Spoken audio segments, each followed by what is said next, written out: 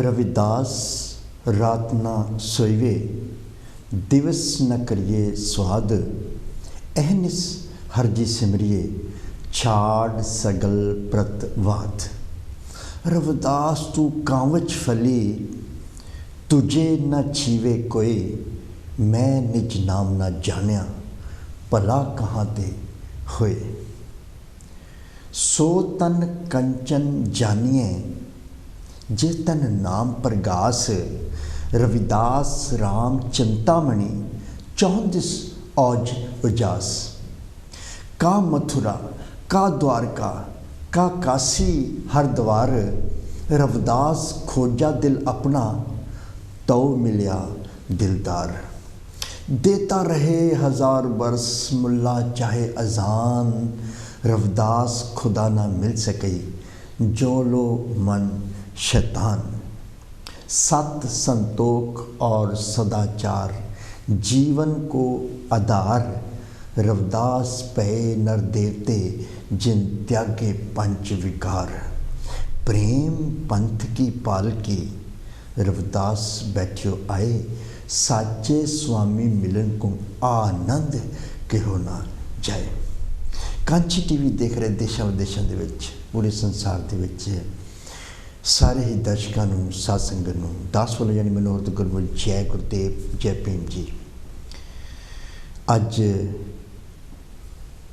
Special programme लैके आप जी के समक्ष हाज़र हाँ।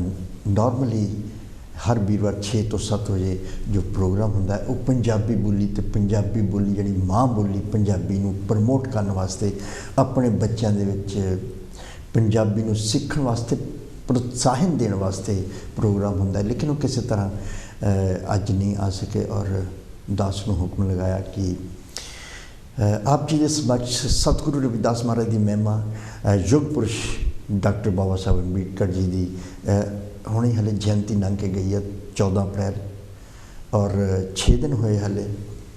और उस दिन भी दास ने उस शो दे विच युग पुरुष बाबा साहब अंबेडकर जी की जीवनी ते चानना पाया सी। लेकिन महापुरुषों के जीवन ते उन्होंने कीते हुए जो पुरुषार्थ हैं उन्होंने गलबात करने वास्ते 1 घंटा बहुत घट, यानी असीं अगर पूरा दिन भी उन्होंने महिमा दे विच या उन्होंने पुरुषार्थ सतगुरु रविदास महाराज की गुरबाणी ते भी अगर गल करिए, अगर असीं पूरा दिन लगे रहिए तो उन्होंने महिमा कभी खत्म नहीं हो सकती, सगों होर बढ़ती रहेगी।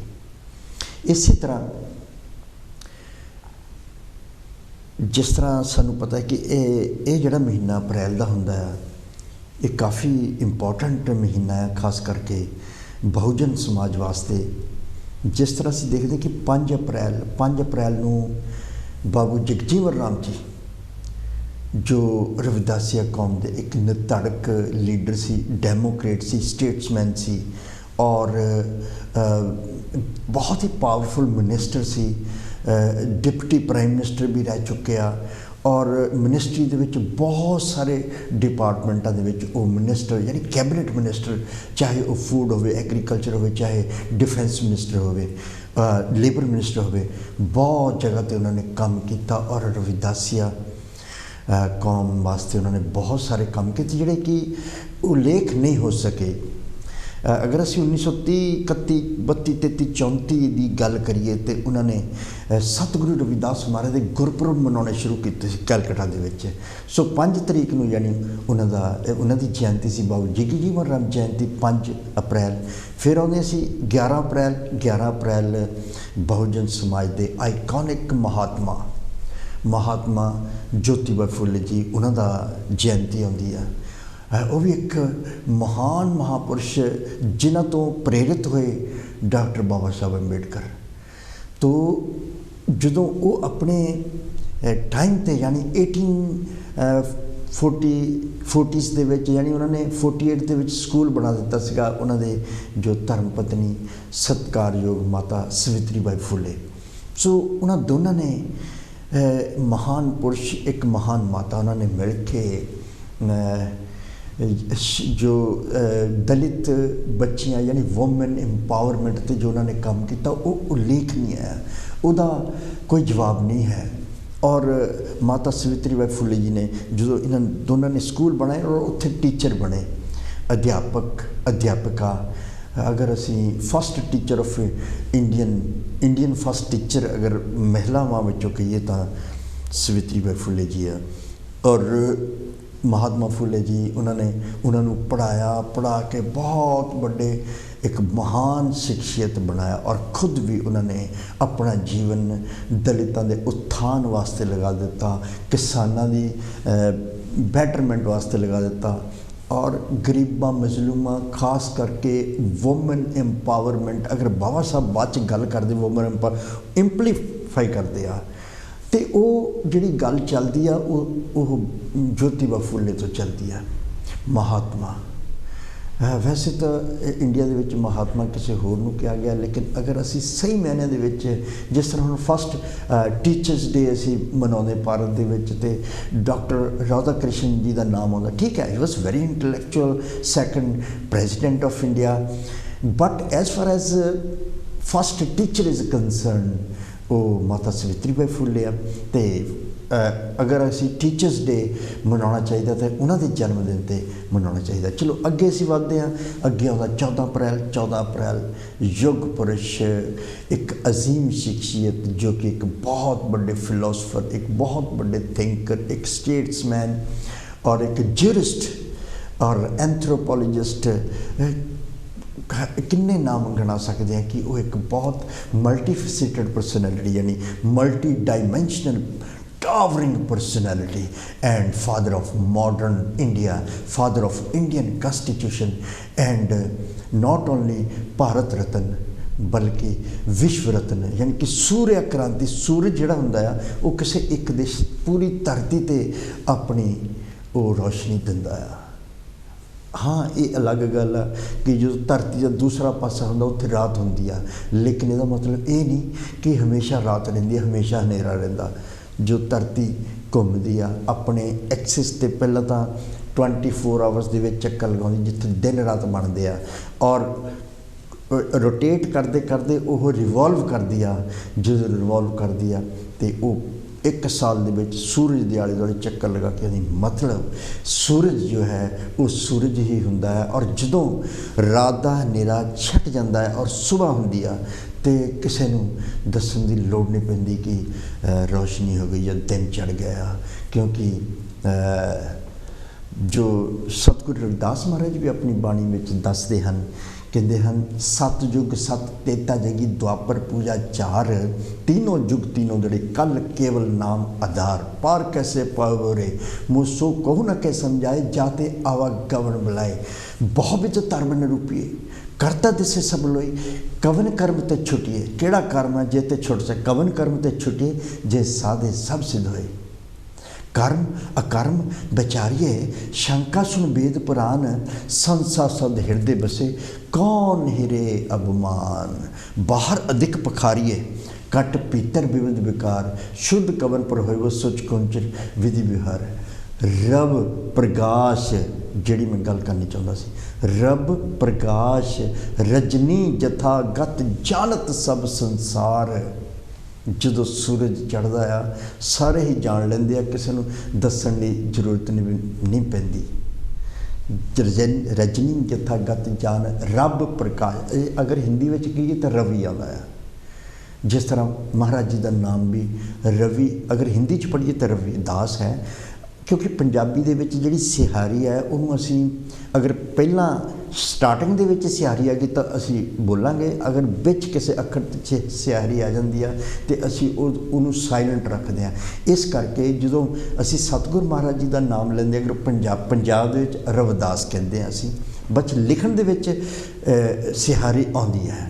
पर जदों असी दिल्ली हिमाचल प्रदेश गुजरात राजस्थान या होर स्टेटां दे विच सतगुरु महाराज जी का नाम लेंदे हैं तो असी रविदास कहते हैं, क्योंकि रवि का मतलब सूरज है।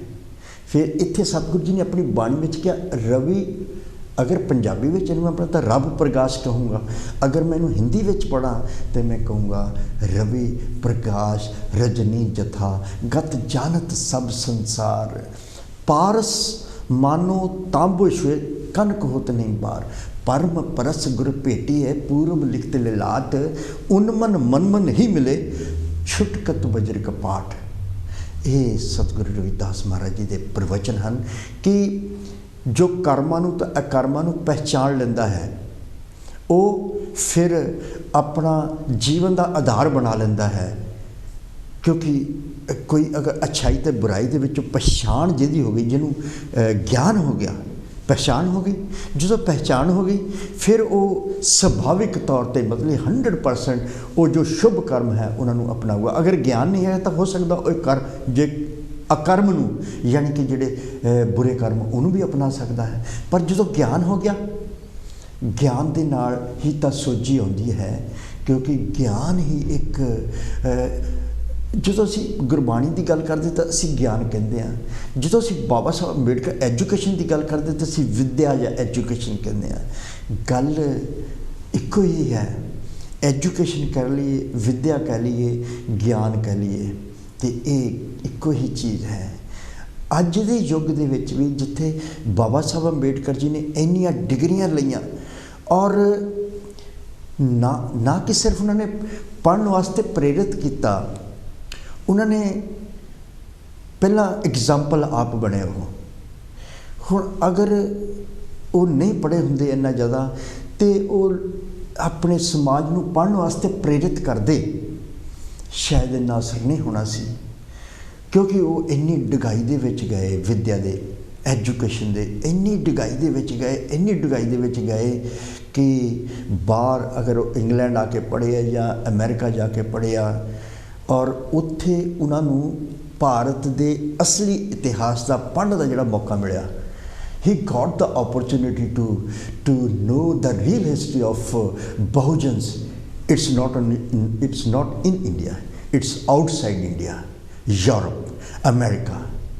क्योंकि these historians justify each and every event।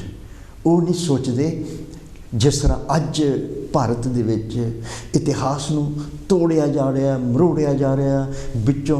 क्योंकि इतिहास चाहे बुरा आ, जिन्होंने भी भारत ते राज किया, चाहे उन्होंने जुल्म किते आ, चाहे उन्होंने बहुत अच्छे काम किते आ, वो इतिहास का एक हिस्सा आ, उन्होंने मिटाया नहीं जा सकता। लेकिन अज मिटाया जा रहा है। इस करके भारत के जोड़े हुक्मरान रहे आ, उन्होंने ये फितरत रही है कि वो इतिहास नूं अपने हिसाब नाल बदल के या तोड़ के मरोड़ के या मितिहास नूं इतिहास बना के पेश करते रहे हैं। लेकिन जिहड़े यूरोपियंस या फॉरनर या जिन्ने भी ट्रैवलर्स आए हैं, चाहे वो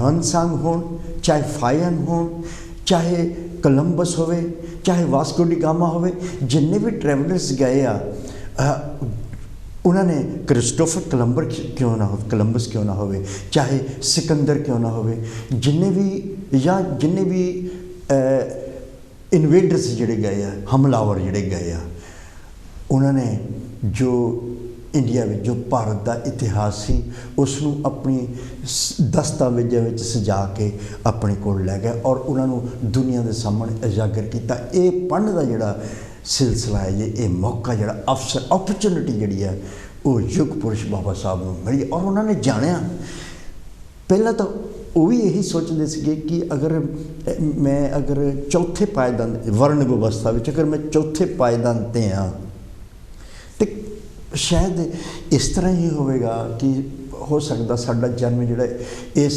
वर्ण दे विच होया और साडे कर्म ये है कि उपर वाले 3 जिहड़े वर्ण उन्हां दी सेवा करना है। हो सकता मान लेंदे हो।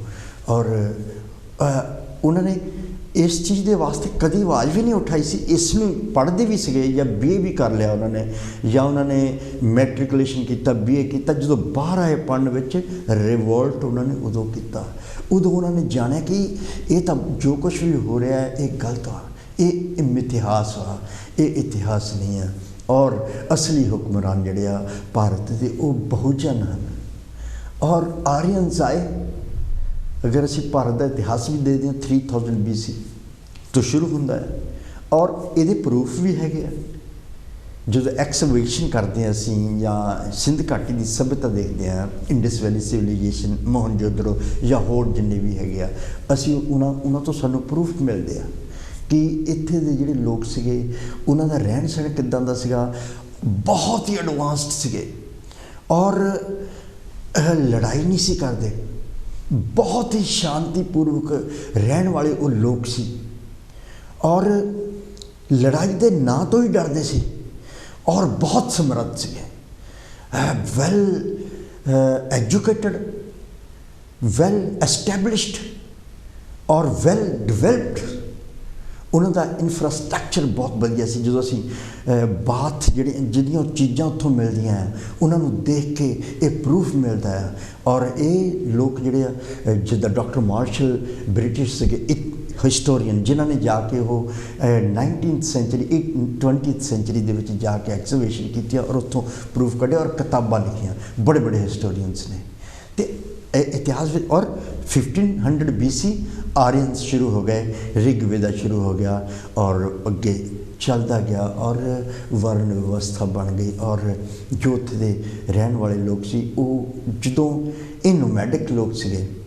ਚਲੋ ਆਪਾਂ ਇਸ ਹਿਸਟਰੀ ਵਿੱਚ ਨਹੀਂ ਆ, ਥੋੜ੍ਹਾ ਬਦਲ ਗਏ ਹਾਂ। ਮੈਂ ਇਹ ਕਹਿਣਾ ਚਾਹੁੰਦਾ ਸੀਗਾ ਕਿ ਬਾਬਾ ਸਾਹਿਬ ਨੇ ਇੰਨੀਆਂ ਡਿਗਰੀਆਂ ਲਈਆਂ, ਪਹਿਲਾਂ ਤਾਂ ਆਪ ਪੂਰੀ ਦੁਨੀਆ ਵਾਸਤੇ ਇੱਕ ਉਦਾਹਰਣ ਬਣ ਕੇ। ਜਿਸ ਤਰ੍ਹਾਂ ਇੱਕ ਛੋਟਾ ਜਿਹਾ ਐਗਜ਼ਾਮਪਲ ਹੈ, ਬਚਪਨ 'ਚ ਸੁਣਦੇ ਸੀ, ਇੱਕ ਮਾਤਾ ਸੀ, ਕੋਈ ਉਸਦਾ ਬੱਚਾ ਸੀਗਾ, ਉਸ ਵੇਲੇ ਉਹ ਗੁੜ ਖਾਣ ਦੀ ਆਦਤ ਸੀ ਉਹਨੂੰ। ਉਹ ਕਿਸੇ ਜਿਸ ਤਰ੍ਹਾਂ ਕੋਈ ਵੈਦ ਹਕੀਮ ਜਾਂ ਮਹਾਂਪੁਰਸ਼ ਲਗਾ ਲਓ ਜੋ ਦਵਾਈਆਂ ਦਿੰਦੇ, ਦੇਸੀ ਦਵਾਈਆਂ ਦਿੰਦੇ ਆ, ਉਹਨਾਂ ਦੇ ਕੋਲ ਲੈ ਕੇ ਗਈ ਕਿ ਮੇਰਾ ਬੱਚਾ ਗੁੜ ਬਹੁਤ ਖਾ ਰਿਹਾ, ਕੋਈ ਇੱਦਾਂ ਦੀ ਦਵਾਈ ਦਿਓ ਕਿ ਇਹ ਮਤਲਬ ਹਟ ਜਾਵੇ, ਇਹ ਬਹੁਤ ਜ਼ਿਆਦਾ ਗੁੜ ਖਾਂਦਾ ਹੈ। ਤਾਂ ਉਹਨਾਂ ਨੇ ਕਿਹਾ ਬੀਬੀ ਤੂੰ ਕੱਲ੍ਹ ਨੂੰ ਆਈ। ਦੂਸਰੇ ਦਿਨ ਗਈ, ਫਿਰ ਉਹਨੇ ਕਿਹਾ ਕਿ ਹਾਂਜੀ ਇਹਨਾਂ ਨੂੰ ਕੁਛ ਦਵਾਈ ਦਿਓ ਬੱਚੇ ਨੂੰ, ਇਹ ਬਹੁਤ ਚਲੋ ਥੋੜ੍ਹਾ ਬਹੁਤਾ ਤਾਂ ਠੀਕ ਆ।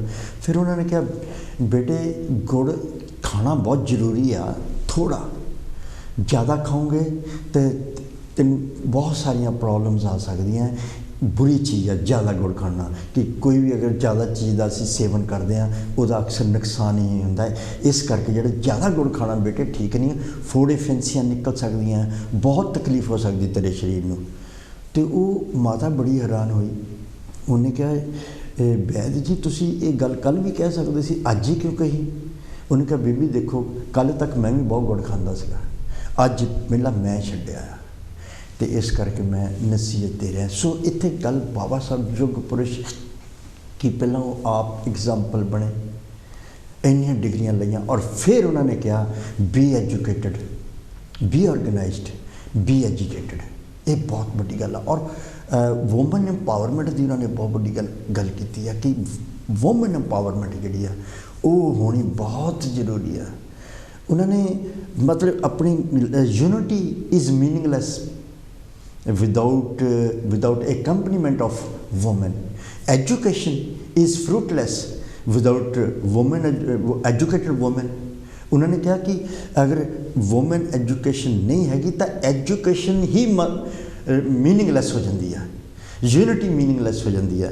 ਫਿਰ ਉਹਨਾਂ ਨੇ ਕਿਹਾ ਕਿ ਜਿਹੜਾ ਐਜੀਟੇਸ਼ਨ ਹੈ ਇਹ ਵੀ ਇਨਕੰਪਲੀਟ ਐਜੀਟੇਸ਼ਨ ਜਿਹੜਾ ਹੈ ਉਹ ਵੀ ਇਨਕੰਪਲੀਟ ਆ without the strength of women. ਸੋ ਇਸੇ ਤਰ੍ਹਾਂ ਮਹਾਰਾਜ ਜੀ, ਸਤਿਗੁਰੂ ਰਵਿਦਾਸ ਮਹਾਰਾਜ ਜੀ ਜਾਂ ਉਸ ਸਮਕਾਲੀ ਜਿੰਨੇ ਵੀ ਮਹਾਂਪੁਰਸ਼ ਹੈ, ਸਤਿਗੁਰੂ ਕਬੀਰ ਮਹਾਰਾਜ ਜੀ ਹੋਣ, ਸਤਿਗੁਰੂ ਨਾਮਦੇਵ ਮਹਾਰਾਜ ਜੀ ਹੋਣ, ਸਤਿਗੁਰੂ ਰਵਿਦਾਸ ਮਹਾਰਾਜ ਜੀ ਹੋਣ, ਸਤਿਗੁਰੂ ਨਾਨਕ ਦੇਵ ਮਹਾਰਾਜ ਜੀ ਹੋਣ, ਸਤਿਗੁਰੂ ਅਰਜਨ ਦੇਵ ਮਹਾਰਾਜ, ਜਿੰਨੇ ਵੀ ਉਸ ਵੇਲੇ ਮਹਾਂਪੁਰਸ਼ ਆਏ ਆ ਜੋ ਭਗਤੀ ਦੀ ਲਾਈਨ ਦੇ ਵਿੱਚ ਆਏ ਆ, ਉਹਨਾਂ ਨੇ ਵੀ ਪਹਿਲਾਂ ਆਪ ਹਜ਼ਾਰਾਂ ਹੀ ਸੂਰਜਾਂ ਦਾ ਗਿਆਨ ਆਪਣੇ ਅੰਦਰ ਪ੍ਰਾਪਤ ਕੀਤਾ ਅਤੇ ਫਿਰ ਹੀ ਤਾਂ ਪ੍ਰਵਚਨ ਹੋਇਆ। ਫਿਰ ਇਸ ਤਰ੍ਹਾਂ ਸਤਿਗੁਰੂ ਰਵਿਦਾਸ ਮਹਾਰਾਜ ਜੋ ਉਹਨਾਂ ਦੀ ਬਾਣੀ ਹੈ ਉਹ ਅੱਜ ਦੀ ਸਾਇੰਸ 'ਤੇ ਵੀ ਢੁੱਕਦੀ ਆ, ਚਾਹੇ ਇੰਟਰਨੈਟ, ਚਾਹੇ ਸੋਸ਼ਲ ਮੀਡੀਆ 'ਤੇ ਅਸੀਂ कोई बटन दबाਉਂਦੇ ਆ हज़ारां मील दूर पहुँच ਜਾਂਦੇ ਆ। ਇਹ ਅੱਜ ਦੇ युग ਦੇ ਵਿੱਚ भी ਉਹਨਾਂ ਦੀ ਬਾਣੀ ਜਿਹੜੀ है टुकती है। जो कहते जल की पीठ पवन का थंबा रक्त बूंद का गारा हाड़ मास नाड़ी को पिंजर पंखी बसे बेचारा प्राणी क्या तेरा क्या मेरा जैसे तरबर पंख बसेरा राखो कंधो सारो नीमा 3.5 हाथ तेरी सीमा बांके बाल पाग से डेरी यो तन होएगो पसम की टेरी उच्चे मंदिर सुंदर नारी राम नाम बिन बाजी हारी मेरी जात कमीनी पात कमीनी ओछा जन्म हमारा राजा राम की सेव न कीनी कह रविदास चमारा राजा राम की सेव न कीनी मेरी जात कमीनी पा ये ਜਿਹੜੀਆਂ दो पंक्तियां ये उन्होंने वर्णन कर दिता वर्ण व्यवस्था का कि तुसी तो ये वर्ण व्यवस्था बना दी कि कर्मां नूं हटा के कर्मां तो रहत एक जीवन एक जन्म तो तुसी एक जीवन का आधार बना दिता कि किसी प्राणी का अगर इस कुल दे विच जन्म होगा तो उहदी इंपोर्टेंस आह आ उस इस कुल दे विच या इस वर्ण दे विच किसी प्राणी का जन्म होगा तो वह आ बनूगा तीसरे विच होगा तो वह आ बनूगा चौथे विच होगा तो वह एक सेवा करने वास्ते जन्म होगा और उसते ही सारे तशद्दद अत्याचार उसनूं ही गुलाम बनाया जाएगा। सतगुरु महाराज जी ने अपनी आखिरी शब्द इस शब्द आखिरी पंक्तियों में सीधा ही दसता कि जात कमीनी उहदी आ पात कमीनी उहदी आ जो परमात्मा का सिमरन नहीं करता या अच्छाइयां नहीं जो किसी का हक नहीं मारता जो इंसानियत सच दे रास्ते ते चल के भगती एक्चुअली है कि आ सिमरन एक्चुअली है कि आ सतगुरु रविदास महाराज जी अपनी बाणी विच दसदे हैं कि जदों कोई भी आदमी बड़े बड़े बिजनेस बना के महल मनारे बना लेंदा है वो सोचता है यह सुख पर दरअसल वो सुख नहीं होंगे वो टैंपरेरी होंगे आ क्योंकि इस तरह की एग्जाम्पल बहुत सारिया है कि अगर असी 20 साल पिछे या 50 साल पिछे 30 साल पिछे बड़े बड़े घर देखते थे उन्होंने जो तब्दीलियाँ आई हैं अज कुछ होर आ उत्थे अज कोई होर रहिंदा उत्थे अज उन्होंने मंजर ही बदलिया होया है जो अज है इन्हां दा 10 साल बाद मंजर कुछ होर होना है इस करके ये टैंपरेरी आ असली सुख जिहड़ा है वो सिमरन दे सिमरन की है एक्चुअली सिमरन ये है मन नूं एकागर करके मन ते काबू पाउणा यही सिमरन है।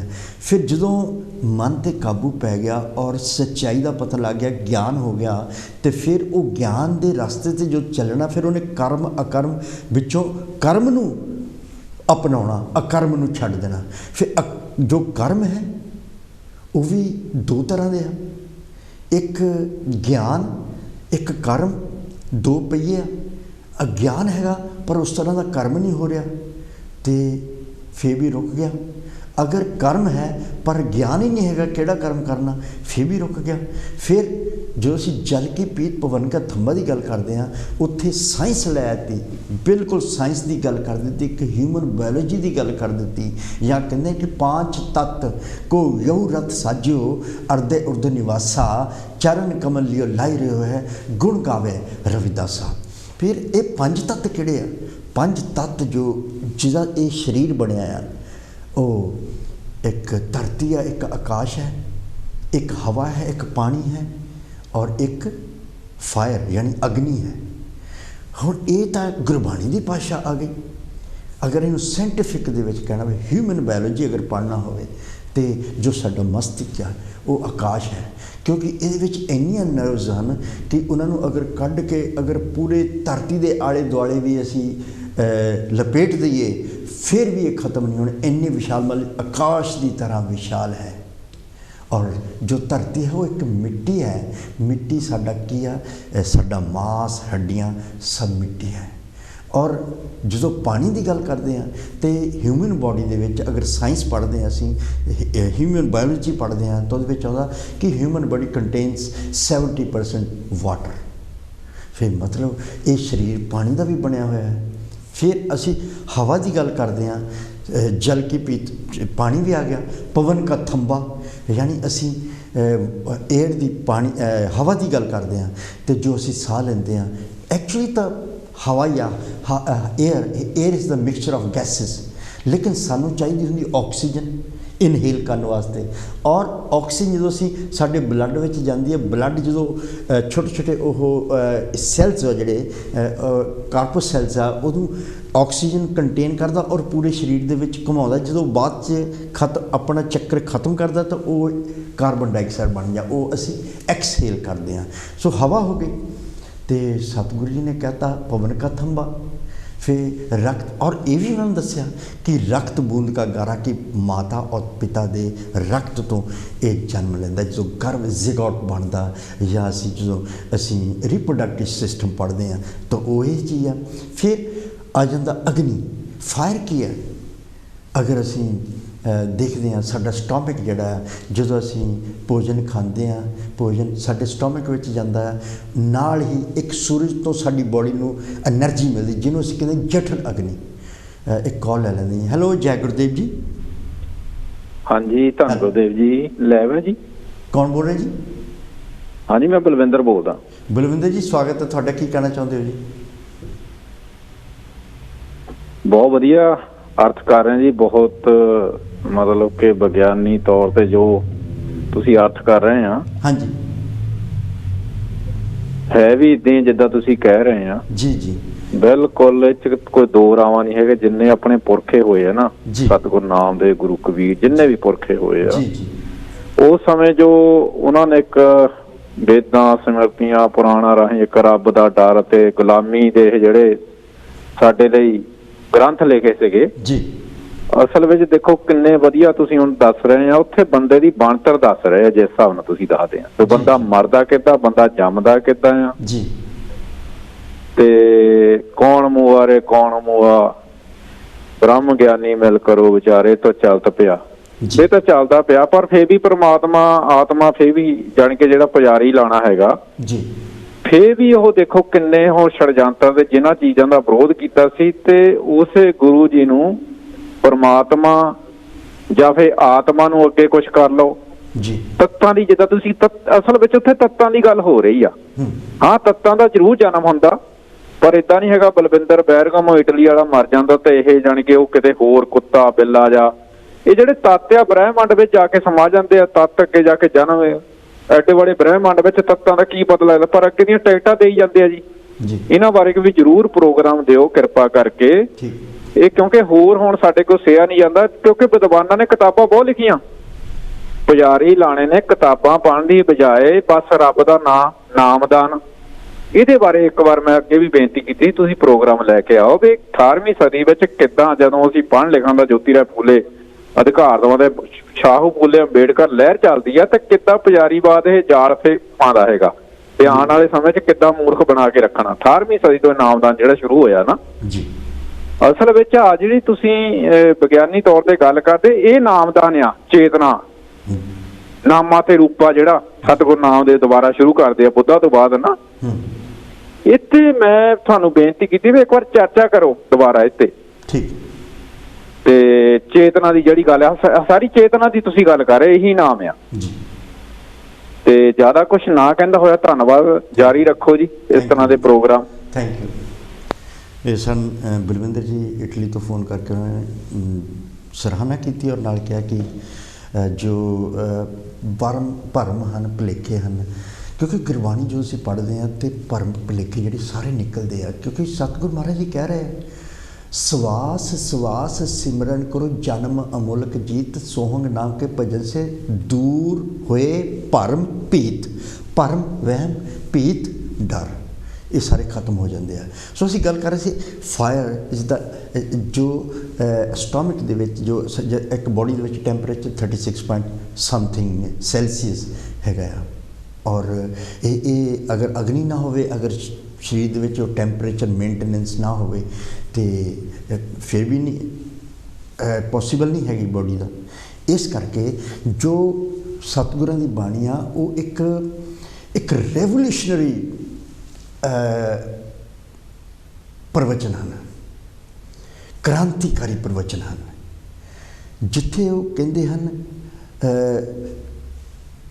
वापरो सत रविदास कह रे, ज्ञान विचार चरण चित लावे, हर की शरण रहे रे, पाती तोड़े पाती तोड़े पूज रचावे, तारन तिरन कहे रे, मूर्त में बसे परमेश्वर तो पानी में तरे रहे।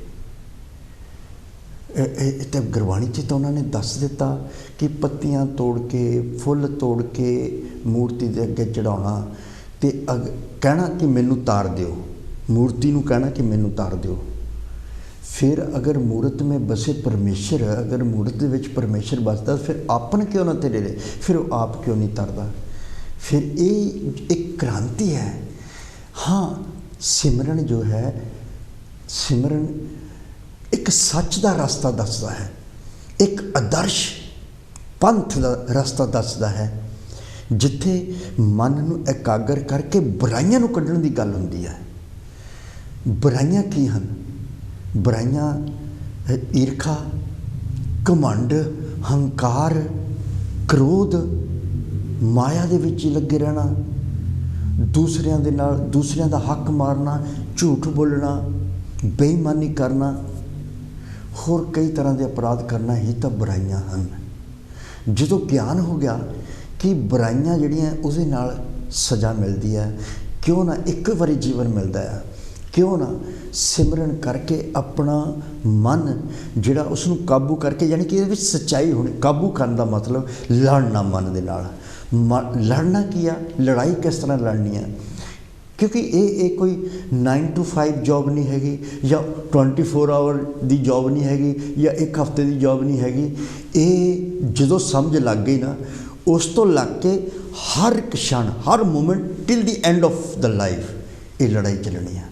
क्योंकि मैनू याद आता है कि सुकरात जिन्होंने सॉक्रेट्स इंग्लिश दे विच कह देंगे हैं, बहुत बड़े ग्रीस के महापुरुष सीगे, और उन्होंने किसी ने सवाल किया कि तुहाडे प्रवचन जिहड़े तुहाडे तो कोई जित नहीं सकता, तुहाडे इन्ने अच्छे विचार हैं और तर्क दे के तुसीं दसदे हैं, कभी इदां भी होया तुहाडी लाइफ दे विच कि तुहाडे तो कोई जित गया, कोई इस तरह के विचार दे विच विचार विमर्श तुहाडा होया होवे कि तुहाडे तो कोई जित गया होवे। और सुकरात ने कहा कि मैनू तो हाले अपने आप तो लड़ने की फुरसत नहीं हुई, तो जिदन मैनू फुरसत होगी ना, जिदन मैं अपनी लड़ाई खत्म मेरी जिदन होगी, उदन मैं दूसरिया के वल फिर मुकाबला करूँगा। इत्थों यही सबक मिलता है कि अगर जो असी मन नूं एकागर करते हाँ, तो मन जिहड़ा एकागर हो के वो 1 मिनट या 1 दिन की जॉब नहीं है कि हाँ जी 1 दिन कर लिया इज़ ओके, साडी जॉब खत्म हो गई। No, every moment, every hour, every day, every week, every month, every year till the last breath of life. फिर जो ये लड़ाई असी अपने आप दे नाल ही लड़नी आ, तो हर वेले लड़नी आ, तो मकसद मिल गया आ, मकसद अच्छाई है, मकसद सच है, मकसद ईमानदारी है, मकसद दोस्ती है, प्यार है, भाईचारा है, प्रेम आ, ये एक मकसद है। जो ये मिल गया, फिर बुराइयां अपने आप पिछे हट गई। जो बुराइयां अपने आप पिछे हट गई, तो अलग तो उस प्राणी के चेहरे ते अलग तो एक खुशी आ जाएगी, क्योंकि बुराइयां दे विच इच्छावां भी आउंदियां हैं, जिन्होंने असीं एसपीरेशनस कहते हैं, जिन्होंने तृष्णावां कहते हैं, जो वो भी खत्म हो गई। जो किसी चीज़ की आस ही नहीं रह गई, किसी तो कोई उम्मीद नहीं रखनी, कोई आस नहीं रह गई, एसपीरेशनस खत्म हो गई, विशेस खत्म हो गई, तो होर प्रॉपर्टी बनाना, माया नूं या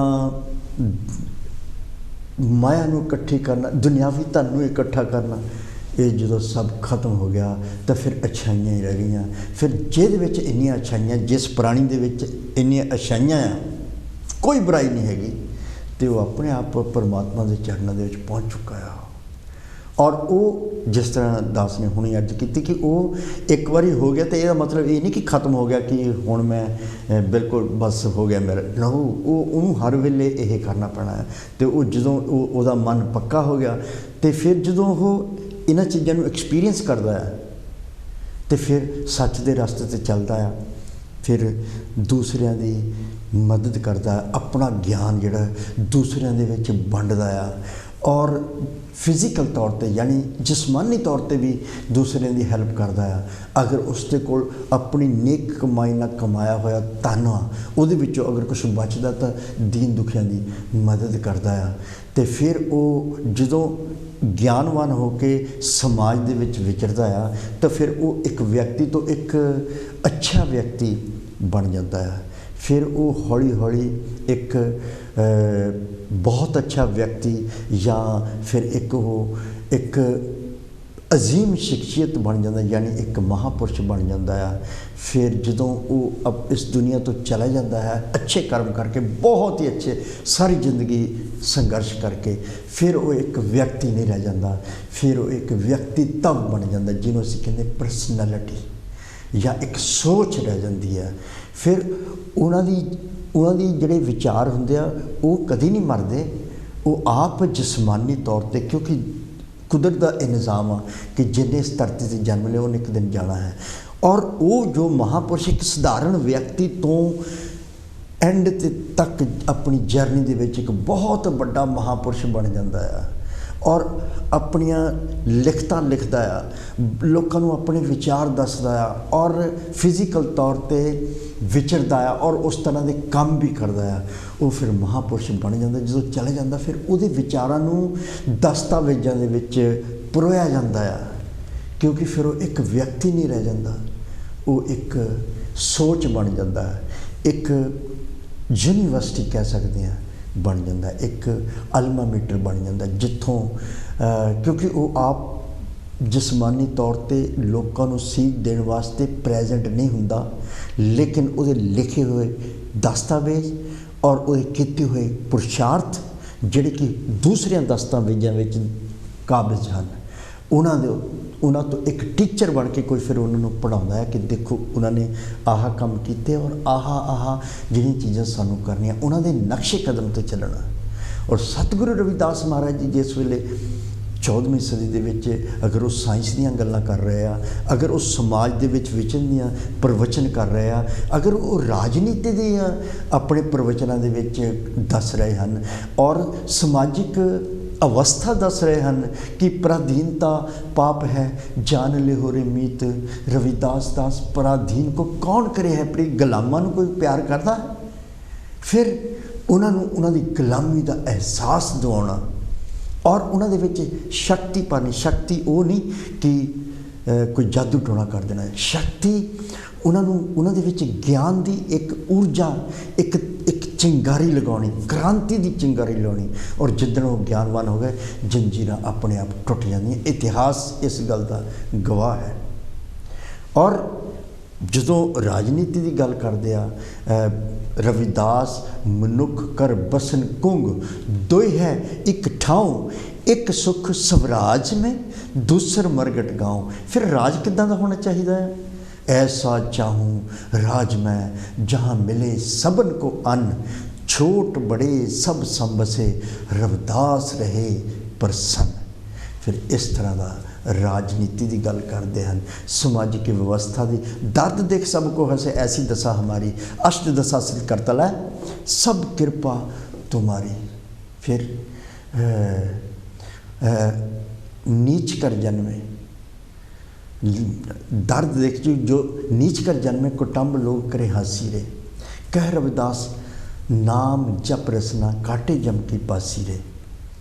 फिर जाकी छूत जगत को लागे ता पर तू ही डरे, नीच है ऊंच करे मेरा गोबिंद काहू ते ना डरे।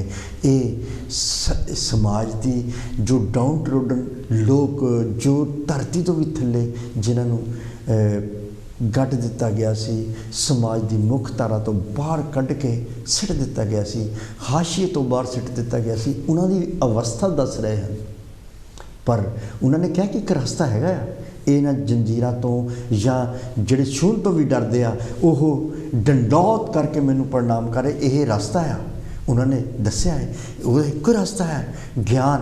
उस भाषा दे विच ज्ञान और मॉडर्न एज दे विच असी एजुकेशन कह सकते हैं। अगर असी हिंदी विच कहिए तो विद्या है, पंजाबी दे विच भी विद्या है, तो हर भाषा दे विच असी कह सकते हैं कि ये जर्मन दे विच की तो विशन सॉफ्ट, और किस तरह असी ਗਿਆਨਵਾਨ होना। और ਜਦੋਂ कोई भी इंसान ਗਿਆਨਵਾਨ हो गया ਉਹਦੀਆਂ ਗੁਲਾਮੀ ਦੀਆਂ ਜੰਜੀਰਾਂ ਆਪਣੇ ਆਪ ਟੁੱਟ ਜਾਂਦੀਆਂ। ਸੋ ਇਹ ਸਤਿਗੁਰੂ ਰਵਿਦਾਸ ਮਹਾਰਾਜ ਜੀ ਪਹਿਲਾਂ 10,000 ਸੂਰਜਾਂ ਦਾ ਗਿਆਨ ਪ੍ਰਾਪਤ ਕਰਕੇ ਫਿਰ ਉਹ ਸੀ ਦਿੰਦੇ ਆ। ਔਰ ਉਹਨਾਂ ਦੇ ਪ੍ਰਵਚਨ ਜਿਹੜੇ ਅਟੱਲ ਪ੍ਰਵਚਨ ਹਨ ਔਰ ਅੰਮ੍ਰਿਤਮਈ ਆ, ਕਿਉਂਕਿ ਅੰਮ੍ਰਿਤ ਦੇ ਨਾਲ ਭਰਪੂਰ ਹਨ। ਔਰ ਨਾਲ ਹੀ ਧੁਰ ਕੀ ਬਾਣੀ ਸਾਚੀ ਸੁੱਚੀ ਬਾਣੀ ਹੈ। ਉਸ ਤੋਂ ਬਾਅਦ ਜਿੱਦਾਂ ਜਿੱਦਾਂ ਵੀ ਮਹਾਂਪੁਰਸ਼ ਆਉਂਦੇ ਆ, ਯੁੱਗ ਪੁਰਸ਼ ਬਾਬਾ ਸਾਹਿਬ ਡਾਕਟਰ ਭੀਮ ਰਾਓ ਅੰਬੇਦਕਰ ਜਿਨ੍ਹਾਂ ਨੇ ਵੂਮਨ ਐਮਪਾਵਰਮੈਂਟ 'ਤੇ ਬਹੁਤ ਸਾਰਾ ਕੰਮ ਕੀਤਾ, ਕਿਉਂਕਿ 1942 1946 ਦੇ ਵਿੱਚ ਉਹਨਾਂ ਨੂੰ ਇੱਕ ਮੌਕਾ ਮਿਲਿਆ ਲੇਬਰ ਮਿਨਿਸਟਰ ਬਣਨ ਦਾ। ਵਾਇਸਰਾਇਜ਼ ਐਗਜ਼ੀਕਿਊਟਿਵ ਲੇਬਰ ਮਿਨਿਸਟਰ 1942 1942 ਦੇ ਵਿੱਚ ਜਦੋਂ ਉਹਨਾਂ ਨੇ ਇਹ ਅਹੁਦਾ ਸੰਭਾਲਿਆ 5 ਡਿਪਾਰਟਮੈਂਟ ਸੀਗੇ, ਕਿਉਂਕਿ ਵਾਇਸਰਾਏ ਸਿੱਧਾ ਇੱਕ ਵਾਇਸਰਾਏ ਹੁੰਦਾ ਸੀਗਾ। ਪਹਿਲਾਂ ਜਦੋਂ ਸਟਾਰਟਿੰਗ ਦੇ ਵਿੱਚ ਤਾਂ ਇੱਕ ਗਵਰਨਰ ਆਫ ਬੰਗਾਲ ਹੁੰਦਾ, ਕਿਉਂਕਿ ਈਸਟ ਇੰਡੀਆ ਕੰਪਨੀ ਸਿਰਫ ਬੰਗਾਲ ਤੱਕ, ਬੰਗਾਲ ਜਿਹੜਾ ਆ ਉਹ ਅੱਜ ਦਾ ਬੰਗਾਲ ਨਹੀਂ ਹੈਗਾ, ਅੱਜ ਦਾ ਤਾਂ ਵਿੱਚ ਬੰਗਲਾਦੇਸ਼ ਵੀ ਆ। ਅਗਰ ਬੰਗਲਾਦੇਸ਼ ਵੀ ਬਣਾ ਲਈਏ, ਆਪਣਾ ਵੈਸਟ ਬੰਗਾਲ ਬਣਾ ਲਈਏ, ਫਿਰ ਬੰਗਾਲ ਬਣਦਾ, ਪਰ ਇਹ ਵੀ ਨਹੀਂ ਸੀ। ਉਹਦੇ ਵਿੱਚ ਮੱਧ ਪ੍ਰਦੇਸ਼ ਦੇ, ਬਿਹਾਰ ਦੇ ਹਿੱਸੇ, ਅਸਾਮ ਵੱਲ, ਇਹ ਬਹੁਤ ਵੱਡਾ ਇੱਕ ਏਰੀਆ ਸੀ ਜਿਹਨੂੰ ਬੰਗਾਲ ਕਿਹਾ ਜਾਂਦਾ ਸੀਗਾ, ਅਵਧ ਆਫ ਬੰਗਾਲ। ਔਰ ਫਿਰ ਜਦੋਂ ਈਸਟ ਇੰਡੀਆ ਕੰਪਨੀ ਨੇ ਇੱਥੇ ਰਾਜ ਕੀਤਾ ਅਤੇ ਉੱਥੇ ਈਸਟ ਇੰਡੀਆ ਕੰਪਨੀ ਨੇ ਲਗਾਇਆ ਗਵਰਨਰ ਆਫ ਬੰਗਾਲ। ਇਹ ਪਹਿਲਾਂ ਸਭ ਤੋਂ ਪਹਿਲਾਂ ਪੋਸਟ ਇਹ ਆਈ ਹੈ। ਫਿਰ ਜਿੱਦਾਂ ਜਿੱਦਾਂ ਸਮਰਾਜ ਬੰਗਾਲ ਦਾ ਵੱਧਦਾ ਗਿਆ, ਗਵਰਨਰ ਜਨਰਲ ਆਫ ਬੰਗਾਲ। ਫਿਰ ਜਦੋਂ ਈਸਟ ਇੰਡੀਆ ਕੰਪਨੀ ਨੇ ਅੱਗੇ ਰਾਜ ਵਧਾਉਂਦੇ ਗਏ, ਕਿਉਂਕਿ 1957 'ਚ ਬੈਟਲ ਆਫ ਪਲਾਸੀ ਤੋਂ ਬਾਅਦ ਡਾਇਰੈਕਟਲੀ ਈਸਟ ਇੰਡੀਆ ਕੰਪਨੀ ਦਾ ਪੂਰੀ ਤਰ੍ਹਾਂ ਭਾਰਤ 'ਤੇ ਰਾਜ ਹੋ ਗਿਆ ਸੀ। ਪਹਿਲਾਂ ਤਾਂ ਉਹ ਸਿਰਫ ਵਪਾਰ ਕਰਨ ਗਏ ਸੀ, ਫਿਰ ਗਵਰਨਰ ਜਨਰਲ ਆਫ ਬੰਗਾਲ ਹੋ ਗਿਆ।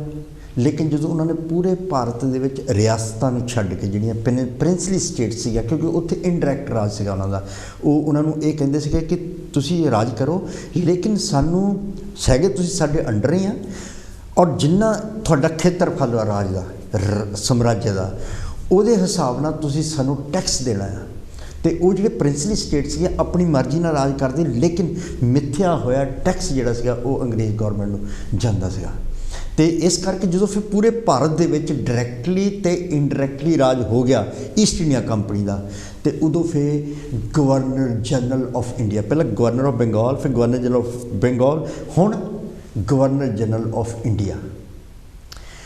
ਔਰ 1857 ਤੋਂ ਲੱਗ ਕੇ 1870 100 ਸਾਲ ਤੱਕ ਡਾਇਰੈਕਟਲੀ ਈਸਟ ਇੰਡੀਆ ਨੇ ਰਾਜ ਕੀਤਾ। ਲੇਕਿਨ 1857 ਵਿੱਚ ਜਦੋਂ ਫਸਟ ਵਾਰ ਆਫ ਇੰਡੀਪੈਂਡੈਂਸ ਹੋਇਆ, ਜਿਹਨੂੰ ਅਸੀਂ ਕਹਿੰਦੇ ਪਹਿਲਾ ਵਿਦਰੋਹ, ਪਹਿਲਾ ਯੁੱਧ ਜਿਹੜਾ ਆਜ਼ਾਦੀ ਦਾ, ਜਿਹੜਾ ਫਸਟ ਵਾਰ ਜਿਹੜੀ ਸੀਗੀ ਉਹ ਜਦੋਂ ਹੋਈ ਹੈ, ਜਿੱਥੇ ਮੰਗਲ ਪਾਂਡੇ, ਤਾਂਤਿਆ ਟੋਪੇ, ਝਾਂਸੀ ਕੀ ਰਾਣੀ, ਇਹ ਜਿਹੜੇ ਲੋਕ ਨੇ ਇਹ ਲੜੇ ਆ।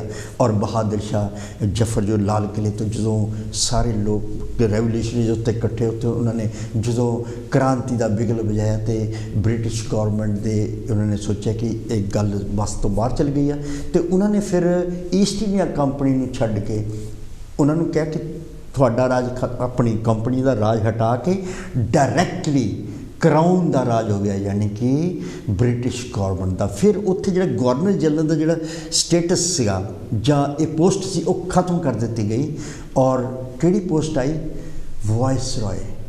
ਔਰ ਆਪਣੀ ਕੈਬਨਿਟ ਦੇ ਵਿੱਚ ਜਿੱਦਾਂ ਹੋਮ ਸੈਕਟਰੀ ਆ, ਇੱਥੇ ਬ੍ਰਿਟਿਸ਼ ਹੋਮ ਸੈਕਟਰੀ ਹੁੰਦਾ ਹੈ, ਇੱਕ ਫਾਈਨੈਂਸ ਸੈਕਟਰੀ, ਯਾਨੀ ਇਹ ਮਿਨਿਸਟਰ ਨਹੀਂ ਕਹਿੰਦੇ, ਸੈਕਟਰੀ ਕਹਿੰਦੇ ਆ। ਅਤੇ ਫਿਰ ਇੱਕ ਅਲੱਗ ਪੋਸਟ ਕੈਬਨਿਟ ਮਿਨਿਸਟਰ ਦੇ ਵਿੱਚ ਵੀ ਕ੍ਰੀਏਟ ਕੀਤੀ ਗਈ, ਜਿਹਨੂੰ ਕਹਿੰਦੇ ਸੀਗੇ secretary of state for India. ਉਹ ਸਾਰਾ, ਔਰ ਇੱਥੋਂ ਇੱਕ ਪੋਸਟ ਬਣਾ ਕੇ ਇੱਕ ਕੋਈ ਬਹੁਤ ਵੱਡਾ ਜਿਹੜਾ ਮਿਨਿਸਟਰ ਹੁੰਦਾ ਸੀਗਾ ਉਹਨੂੰ ਭੇਜ ਦਿੰਦੇ ਸੀ ਇੰਡੀਆ ਵਿੱਚ ਰਹਿਣ ਵਾਸਤੇ, ਜਿੱਥੇ ਅੱਜ ਰਾਸ਼ਟਰਪਤੀ ਭਵਨ ਉਹ ਉੱਥੇ ਰਹਿੰਦਾ ਹੁੰਦਾ ਸੀ, ਉਹਨੂੰ ਕਹਿੰਦੇ ਸੀ ਵਾਇਸਰਾਏ। ਅਤੇ ਵਾਇਸਰਾਏ ਦਾ ਜਿਹੜਾ ਕੰਮ ਪੂਰਾ ਇੰਡੀਆ ਦੇ ਵਿੱਚ ਉਹ ਇਨ ਪਰਸਨ ਸਾਰੇ ਐਡਮਿਨਿਸਟ੍ਰੇਸ਼ਨ ਦੇਖਦਾ ਸੀ। ਉਹ ਕਿਹਦੇ ਪ੍ਰਤੀ responsible C? Secretary of state for India, ਜੋ ਇੱਥੇ ਮਿਨਿਸਟਰ ਆ। ਔਰ ਇਸ ਤਰ੍ਹਾਂ जो वायसराय सीगा ਜਦੋਂ ਉਹ ਆਪਣੇ 5 ਡਿਪਾਰਟਮੈਂਟ ਸੀਗੇ ਜਿਹਦੇ ਵਿੱਚੋਂ ਇੱਕ ਲੇਬਰ ਡਿਪਾਰਟਮੈਂਟ ਸੀ ਜਿਹੜਾ 1942 ਤੋਂ 1946 ਦੇ ਵਿੱਚ ਬਾਬਾ ਸਾਹਿਬ ਅੰਬੇਡਕਰ ਜੀ ਨੂੰ ਮਿਲਿਆ ਔਰ ਉਹ ਇੱਕ ਇਸ ਤਰ੍ਹਾਂ ਦਾ ਗੋਲਡਨ ਪੀਰੀਅਡ ਅਸੀਂ ਕਹਿ ਸਕਦੇ ਹਾਂ ਕਿ ਇੱਕ ਅਪਰਚੁਨਿਟੀ ਮਿਲੀ ਆ ਬਾਬਾ ਸਾਹਿਬ ਨੂੰ ਕਿਉਂਕਿ 1936 ਦੇ ਵਿੱਚ ਇੰਡੀਪੈਂਡੈਂਸ ਲੇਬਰ ਪਾਰਟੀ ਬਣਾਈ ਸੀ ਲੇਕਿਨ ਉਹ ਜਿਹੜੀ ਲੇਬਰ ਪਾਰਟੀ ਸੀ ਉਹਨਾਂ ਨੇ ਖਤਮ ਕਰਤੀ ਉਸ ਤੋਂ ਬਾਅਦ ਉਹਨਾਂ ਨੇ scheduled caste all India scheduled caste federation ਬਣਾ ਲਿਆ ਸੀਗਾ ਔਰ ਇੱਕ ਅਪਰਚੁਨਿਟੀ ਮਿਲੀ ਬਾਬਾ ਸਾਹਿਬ ਅੰਬੇਡਕਰ ਨੂੰ ਔਰ ਉਹ ਉਹਨਾਂ ਦੀ ਪੜ੍ਹਾਈ ਉਹਨਾਂ ਦੀ ਡਿਗਰੀਆਂ ਤੋਂ ਵਾਇਸਰਾਏ ਨੇ ਇਹ ਉਹਨਾਂ ਨੂੰ ਮੌਕਾ ਦਿੱਤਾ ਔਰ ਮੌਕਾ ਵੀ ਕਿਹੜਾ ਦਿੱਤਾ ਲੇਬਰ ਕਿ ਇੰਡੀਆ ਦੇ ਵਿੱਚ ਜਿਹੜੇ ਜੋ ਸੁਧਾਰ ਕਰਨਾ ਐਡਮਿਨਿਸਟ੍ਰੇਟਿਵ ਸੁਧਾਰ ਕਰਨਾ ਲੋਕਾਂ ਦੀ ਭਲਾਈ ਦੇ ਵਾਸਤੇ ਕੰਮ ਕਰਨਾ ਕਿ ਉਹਨਾਂ ਨੇ ਜੋ ਉਹ ਕੰਮ ਕੀਤੇ ਆ ਉਹ ਬਹੁਤ ਹੀ ਇੰਪੋਰਟੈਂਟ ਆ ਔਰ ਉਹ ਉਲੇਖਨੀ ਹੈ ਉਹ ਇੱਕ ਗੋਲਡਨ ਪੀਰੀਅਡ ਜਿੱਥੇ ਉਹਨਾਂ ਨੇ ਵੂਮਨ ਐਮਪਾਵਰਮੈਂਟ ਦੀ ਗੱਲ ਕੀਤੀ ਆ ਔਰ ਕਰਕੇ ਦਿਖਾਇਆ ਉਹਨਾਂ ਨੇ ਔਰ ਉਹਨਾਂ ਨੇ ਨਾਲ ਦੇਖੋ ਕਿੰਨੇ ਵੱਡੇ ਲਾਜ਼ ਫਾਰ ਵੂਮਨ ਬਣਾਏ ਉਹਨਾਂ ਨੇ ਜੋ ਵੂਮਨ ਐਮਪਾਵਰਮੈਂਟ ਦੇ ਵਿੱਚ ਕਿ ਉਹਨਾਂ ਦੇ ਵਾਸਤੇ ਲਾਜ਼ ਸਪੈਸ਼ਲ ਲਾਜ਼ ਬਣਾਏ ਜਿੱਦਾਂ ਮੈਟਰਨਿਟੀ ਲੀਵ ਉਹਨਾਂ ਨੂੰ ਮਿਲਣੀਆਂ ਚਾਹੀਦੀਆਂ 8 ਘੰਟੇ ਤੋਂ ਜ਼ਿਆਦਾ ਕੰਮ ਨਹੀਂ ਕਰਨਾ ਔਰ ਜਿਹੜੀਆਂ ਮਾਈਨਸ ਦੇ ਵਿੱਚ ਸਿਰਫ ਮੈਨ ਹੀ ਕੰਮ ਕਰ ਸਕਦੇ ਆ ਵੂਮਨ ਨਹੀਂ ਕਰਨਗੀਆਂ ਉਹ ਉਹਨਾਂ ਨੂੰ ਆਸਾਨ ਕਿ ਵੂਮਨ ਐਂਡ ਚਿਲਡਰਨ ਇਹ ਮਾਈਨਸ ਦੇ ਵਿੱਚ ਜਾ ਕੇ ਕੰਮ ਨਹੀਂ ਕਰਨਗੇ ਔਰ ਹੋਰ ਉਹਨਾਂ ਨੇ ਮੈਟਰਨਿਟੀ ਲੀਵ ਕਿ ਹੋਰ ਨਾਲ ਹੀ ਉਹਨਾਂ ਨੇ ਚਾਈਲਡ ਲੇਬਰ ਦੀ ਪ੍ਰੋਟੈਕਸ਼ਨ ਜਿਹੜੀ ਆ ਕਿ ਉਹਨਾਂ ਨੂੰ ਵੂਮਨ ਨੂੰ ਪ੍ਰੋਟੈਕਸ਼ਨ ਬਹੁਤ ਦਿੱਤੀ ਉਹਨਾਂ ਨੇ ਔਰ ਨਾਲ ਹੀ ਆਵਰਸ ਉਹਨਾਂ ਨੇ ਘਟਾਏ ਜਿਹੜੇ ਕੀਤੇ ਇੰਡੀਅਨ ਫੈਕਟਰੀ ਐਕਟ ਬਣਾਇਆ ਉਹਨਾਂ ਨੇ ਔਰ ਐਮਪਲੋਇਮੈਂਟ ਐਕਸਚੇਂਜ ਬਣਾਇਆ employment exchange very very important ਉਹ ਉਹਨਾਂ ਨੇ ਬਣਾਇਆ ਅਤੇ ਵਾਟਰ ਪੋਲਿਸੀ ਬਣਾਈ ਉਹਨਾਂ ਨੇ ਫਿਰ ਉਹਨਾਂ ਨੇ ਇਲੈਕਟ੍ਰੀਕਲ ਪਾਵਰ ਜਿਹੜਾ ਪ੍ਰੋਜੈਕਟ ਜਿਹੜੇ ਇਲੈਕਟ੍ਰੀਕਲ ਬਿਜਲੀ ਨੂੰ ਕਿਸ ਤਰ੍ਹਾਂ ਪੂਰੇ ਭਾਰਤ ਦੇ ਵਿੱਚ ਕਿਸ ਤਰ੍ਹਾਂ ਪਹੁੰਚਾਉਣਾ ਇਹ ਉਹਨਾਂ ਦੇ ਸਾਰੇ ਪ੍ਰੋਜੈਕਟ ਹੈਗੇ ਆ ਜਿਹੜੇ ਅੱਜ ਗੌਰਮੈਂਟਸ ਬਿਜਲੀ ਕਿਸ ਤਰ੍ਹਾਂ ਬਣਨੀ ਆ ਔਰ ਕਿਸ ਤਰ੍ਹਾਂ ਘਰ ਘਰ ਤੱਕ ਪਹੁੰਚਾਉਣੀ ਆ ਇਹ ਉਹਨਾਂ ਦੇ ਪਲਾਨਸ ਆ ਚਾਹੇ ਇੰਡੀਆ ਨੇ 5 years ਪਲਾਨ ਬਣਾ ਕੇ ਕੁਛ ਕੀਤਾ ਲੇਕਿਨ ਜੋ ਸਟਾਰਟ ਜਿਹੜਾ ਆ ਇਹ ਬਾਬਾ ਸਾਹਿਬ ਅੰਬੇਡਕਰ ਦੇ ਪਲਾਨ ਤੋਂ ਸ਼ੁਰੂ ਹੁੰਦਾ ਆ ਕਿ ਇਲੈਕਟ੍ਰਿਕ ਪਾਵਰ ਪਲਾਨ ਫਿਰ ਇਰੀਗੇਸ਼ਨ ਗ੍ਰਿਡ ਸਿਸਟਮ ਜਿਹੜਾ ਸੀਗਾ ਸਿੰਚਾਈ ਨਹਿਰਾਂ ਕਿੱਥੋਂ ਆ ਗਈਆਂ ਨਹਿਰਾਂ ਦਾ ਸਿਸਟਮ ਜਿਹੜਾ ਆ ਸਿੰਚਾਈ ਮਤਲਬ ਇਰੀਗੇਸ਼ਨ ਉਸ ਵੇਲੇ ਖੂਹ ਵੀ ਬਹੁਤ ਘੱਟ ਹੁੰਦੇ ਸੀਗੇ ਕੀ ਹੁੰਦਾ ਸੀ ਤਲਾਬ ਹੁੰਦੇ ਸੀਗੇ ਲੇਕਿਨ ਤਲਾਬ ਤੋਂ ਇਰੀਗੇਸ਼ਨ ਕਰਨਾ ਬੜਾ ਮੁਸ਼ਕਿਲ ਸੀ ਫਿਰ ਖੂਹ ਪੱਟ ਕੇ ਔਰ ਖੂਹ ਦੇ ਵਿੱਚ ਜੋ ਪਾਣੀ ਆ ਜਾਂਦਾ ਸੀਗਾ ਅਤੇ ਜਿਹੜੇ ਬੈਲ ਦੇ ਨਾਲ ਉਹ ਕੱਢਦੇ ਸੀਗੇ ਜੋ ਛੋਟੇ ਛੋਟੀਆਂ ਡੱਬੇ ਲੱਗੇ ਹੁੰਦੇ ਸੀ ਨਾਲ ਔਰ ਇੱਦਾਂ ਪਾਣੀ ਆਉਂਦਾ ਸੀ ਉਹ ਇਰੀਗੇਸ਼ਨ ਕਰਦੇ ਸੀਗੇ ਫਿਰ ਬਾਬਾ ਸਾਹਿਬ ਨੇ ਇਰੀਗੇਸ਼ਨ ਗ੍ਰਿਡ ਸਿਸਟਮ ਦੇ ਵਿੱਚ ਕੈਨਾਲਸ ਬਣਾਈਆਂ ਦੇਖੋ there is a difference between river and canal river ਜਿਹੜਾ ਹੁੰਦਾ ਉਹ ਕੁਦਰਤੀ ਹੁੰਦਾ ਉਹ ਆਪਣਾ ਰਸਤਾ ਆਪ ਬਣਾ ਕੇ ਚੱਲਦਾ ਜਿੰਨੇ ਵੀ ਰੀਵਰ ਵਰਲਡ ਦੇ ਵਿੱਚ ਉਹ ਆਪ ਬਣੇ ਹੋਏ ਆ ਉਹਨੂੰ ਇਨਸਾਨਾਂ ਨੇ ਨਹੀਂ ਬਣਾਇਆ ਔਰ ਜਿਹੜੀ ਨਹਿਰ ਹੁੰਦੀ ਆ ਉਹਨੂੰ ਇਨਸਾਨ ਨੇ ਬਣਾਇਆ ਹੁੰਦਾ ਇਸ ਕਰਕੇ ਬਾਬਾ ਸਾਹਿਬ ਅੰਬੇਡਕਰ ਜੀ ਨੇ ਜੋ ਇਰੀਗੇਸ਼ਨ ਗ੍ਰਿਡ ਸਿਸਟਮ ਬਣਾਇਆ ਉਹਦੇ ਵਿੱਚ ਜਿਹੜੀਆਂ ਸੀ ਅੱਜ ਤੱਕ ਖਤਮ ਹੋ ਗਈਆਂ ਅੱਜ ਪਾਣੀ ਦੀ ਕਮੀ ਹੋ ਗਈ ਆ ਬਹੁਤ ਜ਼ਿਆਦਾ ਕਿਉਂਕਿ ਪਾਣੀ ਦੀ ਯੂਟੀਲਾਈਜੇਸ਼ਨ ਜਿਹੜੀ ਆ ਉਹਨੂੰ ਅਸੀਂ ਖਰਾਬ ਕਰ ਚੁੱਕੇ ਸੀ ਇੰਪੋਰਟੈਂਸ ਨਹੀਂ ਸਮਝੀ ਹਾਲੇ ਫੋਰਨ ਦੇ ਵਿੱਚ ਜਾਂ ਡਿਵੈਲਪ ਕੰਟਰੀਆਂ ਦੇ ਵਿੱਚ ਹਾਲੇ ਫਿਰ ਵੀ ਬਹੁਤ ਸਾਰਾ ਇਹਨਾਂ ਚੀਜ਼ਾਂ ਦਾ ਖਿਆਲ ਰੱਖਿਆ ਜਾਂਦਾ ਲੇਕਿਨ ਇੰਡੀਆ ਦੇ ਵਿੱਚ ਕਰਪਸ਼ਨ ਹੋਣ ਕਰਕੇ ਕਿ ਇਹ ਪਾਣੀ ਅਗਰ ਟੂਟੀ ਖੁੱਲ੍ਹੀ ਆ ਤਾਂ ਖੁੱਲ੍ਹੀ ਆ ਜੇ ਅਗਰ ਅਸੀਂ 20 ਸਾਲ 30 ਸਾਲ ਪਹਿਲਾਂ ਦੇਖੀਏ ਪਾਣੀ ਜਿਹੜਾ 40 ਫੁੱਟ 'ਤੇ ਨਲਕੇ ਲੱਗੇ ਹੁੰਦੇ ਸੀਗੇ ਅੱਜ ਨਲਕਿਆਂ ਦਾ ਸਿਸਟਮ ਖਤਮ ਹੋ ਗਿਆ ਆ ਔਰ ਅੱਜ ਇੱਕੋ ਹੀ ਜਿਹੜਾ ਪਿੰਡਾਂ ਦੇ ਵਿੱਚ ਬਹੁਤ ਵੱਡਾ ਟੈਂਕ ਆ ਜਿਹੜਾ ਕਿ ਗੌਰਮੈਂਟ ਆਪਣੇ ਵੱਲੋਂ ਲਗਾ ਕੇ ਸਪਲਾਈ ਕਰਦੀ ਜਿੱਦਾਂ ਸ਼ਹਿਰਾਂ ਦੇ ਵਿੱਚ ਹੁੰਦਾ ਸੀ ਅੱਜ ਕੱਲ੍ਹ ਪਿੰਡਾਂ ਦੇ ਵਿੱਚ ਹੋ ਗਿਆ ਕਿਉਂਕਿ ਪਾਣੀ ਦੀ ਇੰਪੋਰਟੈਂਸ ਨੂੰ ਸਮਝਿਆ ਨਹੀਂ ਅਸੀਂ ਕਿ ਅਸੀਂ ਜੇਬ ਸੀਗੀ ਲੇਕਿਨ ਜਿਸ ਤਰ੍ਹਾਂ ਅਸੀਂ ਜੇਬ ਥੱਲਿਓਂ ਫਟੀ ਸੀ ਉਹਨੂੰ ਸਿੱਧਾ ਨਹੀਂ ਔਰ ਅਸੀਂ ਪੈਸੇ ਪਾਉਂਦੇ ਹਾਂ ਉਹ ਜੇਬ ਤੋਂ ਥੱਲੇ ਡਿੱਗੀ ਜਾਂਦੇ ਆ ਲੇਕਿਨ ਜੇਬ ਜ਼ਰੂਰ ਸੀਗੀ ਪਾਣੀ ਦਾ ਭੰਡਾਰ ਬਹੁਤ ਸੀਗਾ ਲੇਕਿਨ ਅਸੀਂ ਉਹਨੂੰ ਸੰਭਾਲਿਆ ਨਹੀਂ ਲੇਕਿਨ ਬਾਬਾ ਸਾਹਿਬ ਅੰਬੇਡਕਰ ਜੀ ਨੇ ਉਸ ਵੇਲੇ ਜਿਹੜੀਆਂ ਨਹਿਰਾਂ ਦਾ ਸਿਸਟਮ ਬਣਾ ਕੇ ਭਾਖੜਾ ਡੈਮ ਦਾ ਸਿਸਟਮ ਉਹਨਾਂ ਦਾ ਬਣਾਇਆ ਹੋਇਆ ਸਿਸਟਮ ਇਸ ਤਰ੍ਹਾਂ ਉਹਨਾਂ ਨੇ ਬਣਾ ਕੇ ਬਹੁਤ ਸਾਰੇ ਕੰਮ ਕੀਤੇ ਇੰਪਲੋਇਮੈਂਟ ਐਕਸਚੇਂਜ ਜਿਹੜਾ ਉਹਨਾਂ ਨੇ ਬਣਾਇਆ ਸੀਗਾ ਇਹ ਜੌਬ ਸੀਕਰ ਵਾਸਤੇ ਜਾਂ ਇੰਪਲੋਈ ਸੀਕਰ ਵਾਸਤੇ ਬਹੁਤ ਇੰਪੋਰਟੈਂਟ ਸੀਗਾ। ਜਿਹੜੇ ਅੱਜ ਕੱਲ੍ਹ ਤਾਂ ਅਸੀਂ ਇੰਟਰਨੈਟ 'ਤੇ ਫਟਾਫਟ ਕੰਪਨੀਜ਼ ਹੈਗੀਆਂ ਬੜੀਆਂ ਜਿਹੜੀਆਂ ਕੰਮ ਦਿੰਦੀਆਂ, ਉਹਦੇ ਵਿੱਚ ਜਾ ਕੇ ਵੈਬਸਾਈਟ ਦੇ ਵਿੱਚ ਜਾ ਕੇ ਅਸੀਂ ਆਪਣਾ ਨਾਮ ਉਹਦੇ ਵਿੱਚ ਜਾ ਕੇ ਅਸੀਂ ਕਰਦੇ ਹਾਂ।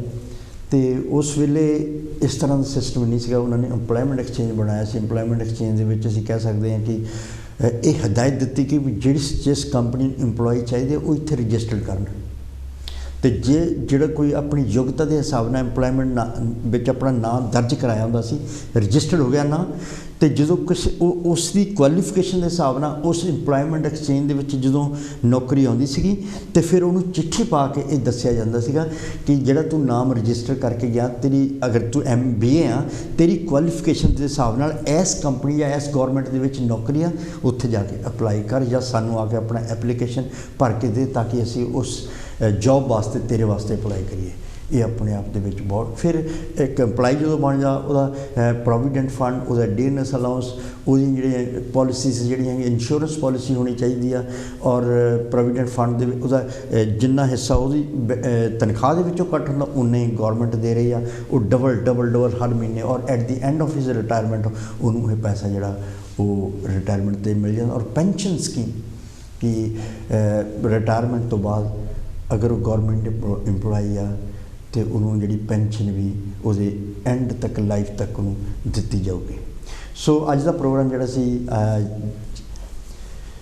ਓਕੇ, ਟਾਈਮ ਸਾਡਾ ਖਤਮ ਹੋ ਰਿਹਾ, ਅਤੇ ਇੰਨਾ ਹੀ ਕਹਿੰਦੇ ਜੈ ਗੁਰਦੇਵ, ਧੰਨ ਗੁਰਦੇਵ ਜੀ।